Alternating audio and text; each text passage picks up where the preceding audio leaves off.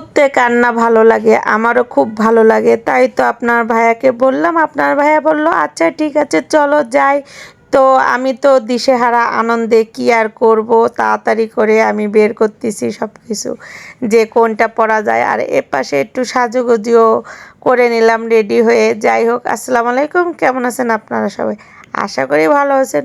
আমি আল্লাহর রহমতে ভালোই আছি। তার কারণ এই যে রেডি হচ্ছি, ভালো না থাকলে কি রেডি হতে পারতাম বলেন? আর রেডি হয়ে এখন যাব ঘুরতে। তো মনের ভিতর একটু খুব আনন্দই লাগছে যে দুজন মিলে বের হব। আর রিক্সা ঘুরতে আমার খুব ভালো লাগে, তাই তো যখনই সময় পাই তখনই দুজন মিলে একটু রিক্সায় বের হই। তবে বিশেষ করে রাত্রে আমার অনেক ভালো লাগে, রাত্রের এই বাতাসটা না সব থেকে বেশি ভালো লাগে। আর জ্যাম থাকলে খুবই মানে কি বলবো, জ্যাম থাকলে অনেক মেজাজ গরম হয়। তো চিন্তা করলাম যে যেখানে জ্যাম নাই একটু নিলিবিলি ফাঁকা জায়গায় ঘুরবো।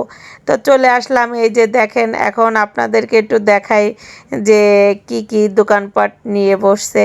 ফাঁকে চিন্তা করলাম মোবাইলটা একটু বের করি, কারণ এগুলো দেখতে আমার অনেক ভালো লাগে। বিশেষ করে এই ফুটপাতের দোকানগুলো দেখতে না আমার কাছে অনেক ভালো লাগে। আর এখানে দামাদামি করে কিনতেও আমার কাছে আরও বেশি ভালো লাগে। আমি কিনি আর না কিনি, এগুলো কিন্তু একটু খুঁটে খুঁটে দেখি যে কোনো আনকমন কোনো কিছু পাওয়া যায় কিনা এবং আনকমন কোনো কিছু নেওয়া যায় কিনা। এই যে চোখের সামনে পড়ে গেল একটু ব্যান্ড, এখন আমার ব্যান্ড নেওয়া লাগবে। তো আপনার ভাইয়াকে বললাম যে কি ব্যান্ড নিব, বলল দেখো তোমার যেটা ভালো লাগে সেটাই নাও। তো আমি এত দেখে চিন্তা করলাম যে কিছু একটা নিই, পরে এখান থেকে নিলাম 3-4টা ব্যান্ড আর কি। আর এই যে পরে যখন চলেই আসলাম, তখন এর পাশেই দেবরের বাসা। তো চিন্তা করলাম যাই একটু দেবরের বাসা থেকে ঘুরেই যাই। তো দুজন মিলে আবার রিকশায় উঠে আবার বের হলাম।